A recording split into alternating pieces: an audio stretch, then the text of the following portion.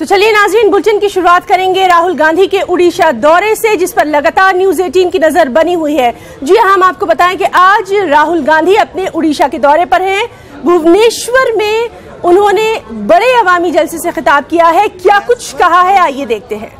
People living in his area, and according to Ayushman Bharat, 35 of them have been given insurance. Now, 35 out of 12,000 doesn't look to me like universal health care. Number one. Number two, you can't have an insurance scheme without hospitals that are actually able to provide the support and the cure that is required for that insurance scheme. So an insurance scheme isn't simply a card that you give to somebody and say, here is a card and have some fun. Right. So you can't make these discussions, have these discussions where you say, yes, I am giving universal health care, and then to go to a hospital, somebody has to go 200 kilometers. That's not how it works. So, if you're talking at the national level, I would put much more money than is currently being put into healthcare and education. And I would do that very, very aggressively. Because I completely agree with you. And this is a fact that the single biggest cause of falling back into poverty is out-of-pocket expenses in healthcare. So it is actually a basic minimum that we have to provide our people. How much money has been put into Ayushman Bharat? You're talking about a national insurance scheme. A scheme that is supposed to transform hospitals, a scheme that is supposed to give insurance to the entire country. How much money has been put in? 1.1% of the GDP. Okay. Now, let me give you a couple of directions on healthcare. In Rajasthan, we had a very successful scheme of providing free medicines to large parts of Rajasthan. It was very, very successful and a very interesting scheme. In a number of Congress states, we have tested out different types of insurance models. So those are the type of things we would be looking at. But you can't talk about healthcare and about education without putting money into that system. And frankly, the biggest crime that has been committed by Mr. Narendra Modi is he can give 30,000 crores to Mr. Anil Ambani in the Rafale contract. But he can't put that much, he can't put even 5% of that money into Ayushman Bharat. तो नाज़रीन, आपको बताएं कि आज राहुल उड़ीसा में बेहद मसरूफ रहने वाले हैं। अभी एक इंटरैक्शन प्रोग्राम में वो शरीक हैं, वहां लोगों के सवालों के जवाब भी दे रहे हैं और उसके बाद अवामी रैली से भी खिताब करेंगे। एक और अहम खबर जिस पर लगातार सुबह से हमारी नजर बनी हुई है, वो आई जम्मू कश्मीर से, जहां जम्मू श्रीनगर कौमी शाहराह पर एक बार फिर तोदे गिरने का वाकया पेश आया।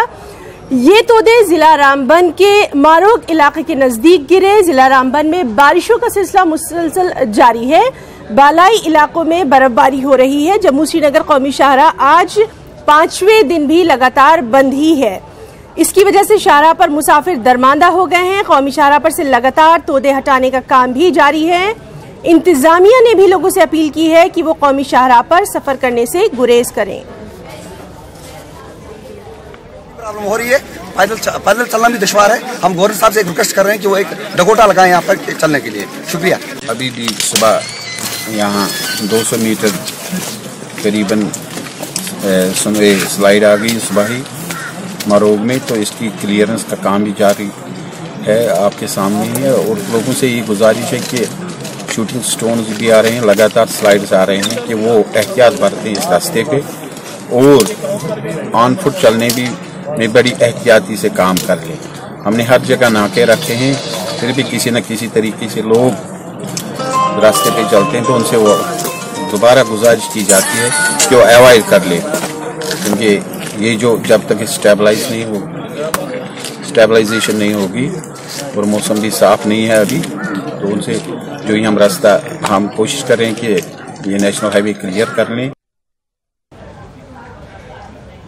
तो चलिए मजीद तफसीलात के लिए रुख करेंगे हमारे साथी बिलाल बाली का। बिलाल, आपसे ताज़ा अपडेट चाहेंगे, किस तरह का वहां पर मौसम है और क्या कुछ आज वाकया पेश आया? जी देखिए हिना, जम्मू कश्मीर जो कौमी शाहरा है मुसलसल 5वें रोज आज यहाँ पे बंद है जिला रामबन के अंदर।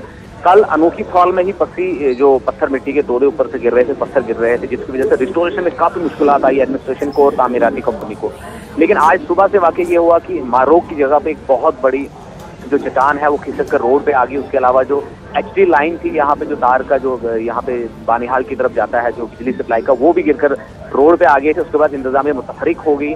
जिला तरक्याती कमिश्नर रामबन खुद मौके पर पहुंचे और उन्होंने वहाँ का जो है जो मारोग की जगह का जो इस वक्त हाल है वन साइड के लिए क्लियर किया है। लेकिन जो अनोखी फॉल में वो मुसलसल वहाँ पे जो है पत्थर ऊपर से आ रहे हैं, जिसकी वजह से रिस्टोरेशन में काफी मुश्किलात आ रही है।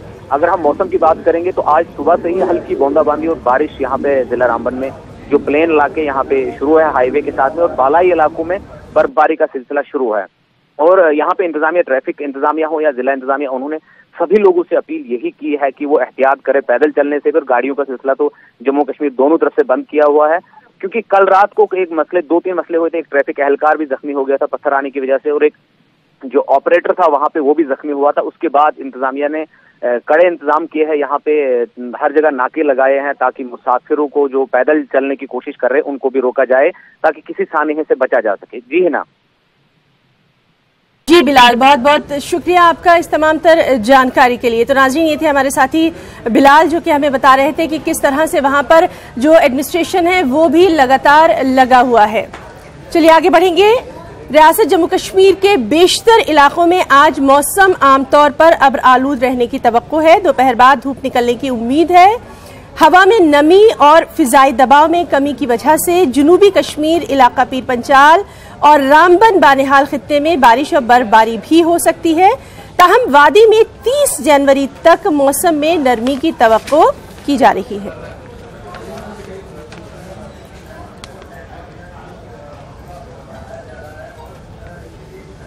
एक और अहम खबर, इक्तिसादी पसमानगी की बुनियाद पर आला ज़ात को 10% रिजर्वेशन देने के मामले पर सुप्रीम कोर्ट ने फिलहाल रोक न लगाने का फैसला कर लिया है।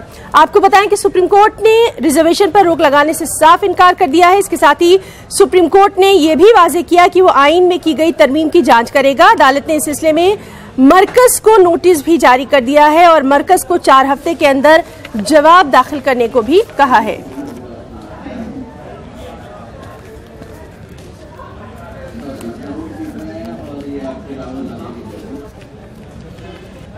केंद्र सरकार द्वारा बनाए गए कि उस कानून पर अब सुप्रीम कोर्ट विचार करेगा। हमारे साथ याचिकाकर्ता और उनके वकील दोनों लोग हैं। सर, आपने फिलहाल केंद्र सरकार के उस कानून को चुनौती दी है, आज सुप्रीम कोर्ट ने क्या कुछ कहा?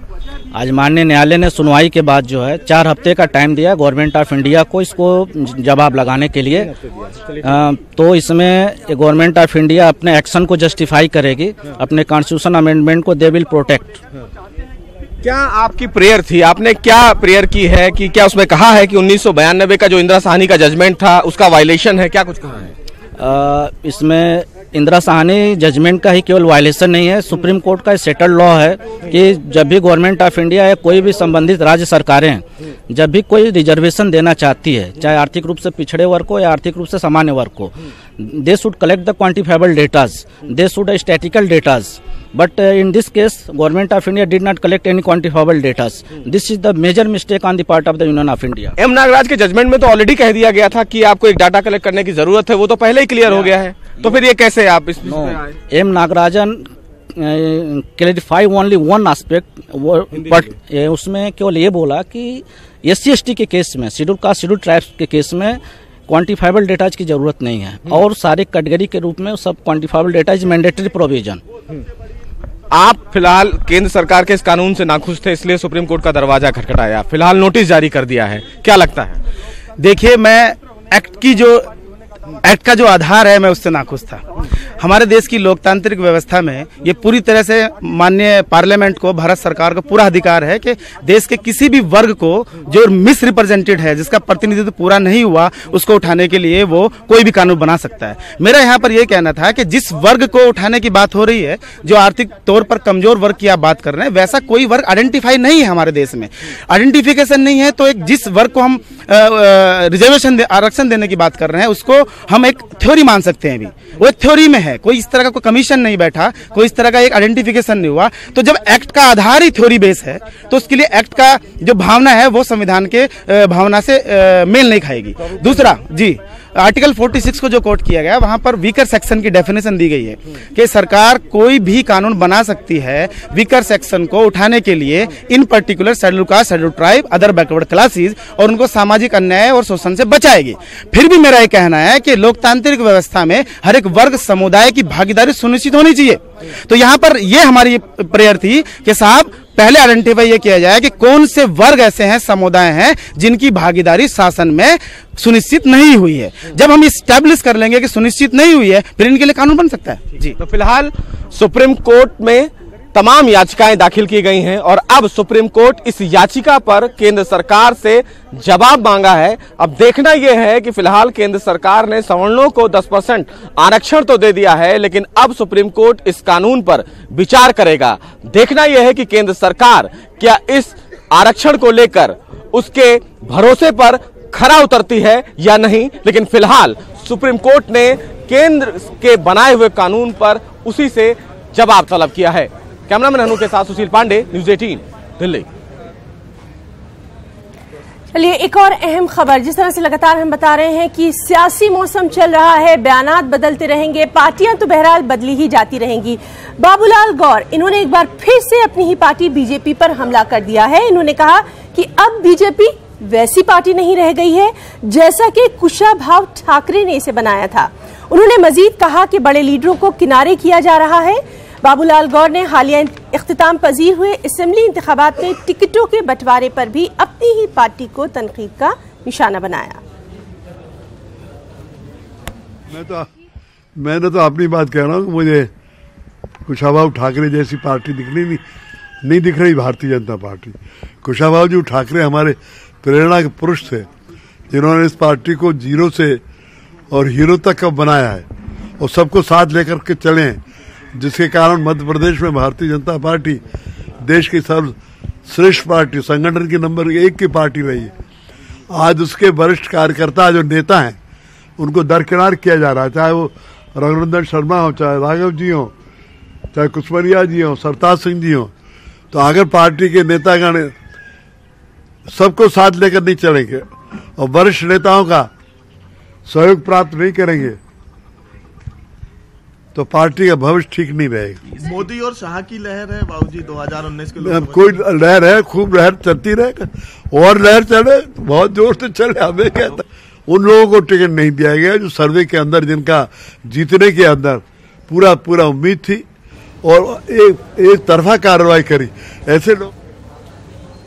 और नाज़रीन, जैसा कि लगातार हम कह रहे थे कि अब जब प्रियंका गांधी ने पॉलिटिक्स पे कदम रख ही दिया है तो बहुत सारी बातें, बहुत सारे बयानात का उन्हें सामना करना ही पड़ेगा। अब देख लीजिए उनकी खूबसूरती को लेकर क्या कुछ कहा जा रहा है। जी हम बात कर रहे हैं बिहार के एक लीडर की। बिहार के एक वजीर ने प्रियंका गांधी पर बेतुका बयान दे डाला। वजीर विनोद नारायण झा का कहना है कि प्रियंका खूबसूरत है, इसीलिए उन्हें सियासत में लाया गया है। इसके साथ ही उन्होंने कहा कि प्रियंका रॉबर्ट वाड्रा की पत्नी है, खूबसूरती की बिना पर इंतखाब नहीं जीते जा सकते।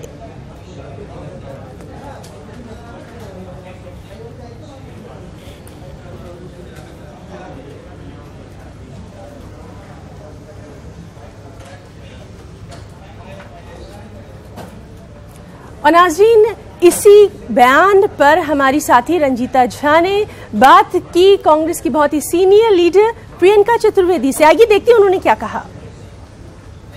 प्रियंका चतुर्वेदी हमारे साथ है बात करने के लिए। प्रियंका जी, विनोद नारायण झा बिहार के मंत्री हैं, उनका एक विवादास्पद बयान आया है प्रियंका गांधी के लिए। उन्होंने ये कहा है कि प्रियंका गांधी खूबसूरत है लेकिन खूबसूरती से राजनीति नहीं चलती, वोट नहीं मिलता है। ये एक और उदाहरण है भारतीय जनता पार्टी की महिला विरोधी सोच का, कि वो अपना जो चरित्र है, चाल चरित्र, चेहरा है, वो इन बयानों से स्पष्ट कर देते हैं। हमने देखा है आए दिन महिलाओं पे अभद्र टिप्पणी करना, विपक्षी दल की नेत्रियों के बारे में उनके व्यक्तिगत हमले करना, ये इनकी राजनीति बनकर रह गया है। प्रधानमंत्री नरेंद्र मोदी जी से लेकर इनके मुख्यमंत्री से लेकर सीनियर एमपीज और एमएलएज भी ऐसी बयानबाजी कर कर उनको किसी तरीके की उन पर कार्रवाई नहीं होती है, ना ही एक्शन लिया जाता है।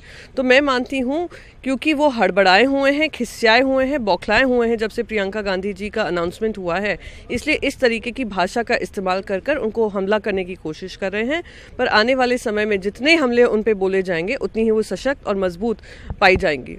लेकिन सवाल ये कि वरिष्ठ नेता हैं, मंत्री हैं, प्रवक्ता भी रहे हैं काफ़ी समय तक, मंत्री हैं बिहार सरकार में, क्या जिस तरह की बयान उन्होंने दिया है, क्या उसके बाद कांग्रेस पार्टी उनके इस्तीफे की मांग नहीं करती? नहीं, बिल्कुल उनको माफ़ी मांगनी चाहिए, उनको इस्तीफा देना चाहिए। पर मैं यहाँ पर सबसे पहले जो जिम्मेदारी बनती है भारतीय जनता पार्टी के प्रधानमंत्री नरेंद्र मोदी जी से लेकर और उनकी बेटी बचाओ बेटी पढ़ाओ कार्यक्रम को की बात कर महिला सशक्तिकरण की एक तरफ बात करते हैं और दूसरी तरफ उनके इतने सीनियर लीडर्स इस तरीके की भाषा का इस्तेमाल करते हैं, तो ये कार्रवाई तो खुद भारतीय जनता पार्टी की तरफ से होनी चाहिए। और ये हमारी मांग है कि जब तक वो माफ़ी नहीं मांगते हैं, तब तक अगर वो माफ़ी नहीं मांगते हैं तो उन्हें इस्तीफा देना अनिवार्य है, क्योंकि ये महिलाओं की, सिर्फ प्रियंका गांधी वड्रा जी के बारे में नहीं है, देश की सारी महिलाओं के बारे में है। तो साफ तौर पर प्रियंका चतुर्वेदी जी का कहना कि बयान अपने आप में गंभीर है और ऐसे बयान पर विनोद नारायण झा को माफ़ी मांगनी चाहिए, और अगर माफ़ी नहीं मांगते तो इस्तीफे की मांग भी कांग्रेस पार्टी करती है। कैमरा पर्सन मुनमुन के साथ रंजीता झा, न्यूज़ 18 नेटवर्क। और नाज़रीन, चलिए आगे बढ़ेंगे और बात करेंगे कलबुर्गी कत्ल केस की। जी हां, एमएम कलबुर्गी कत्ल मामला, इसमें एसआईटी से जांच कराने की अर्जी पर सुप्रीम कोर्ट में 26 फरवरी को समाअत होनी है। 2015 में ये कत्ल हुआ था।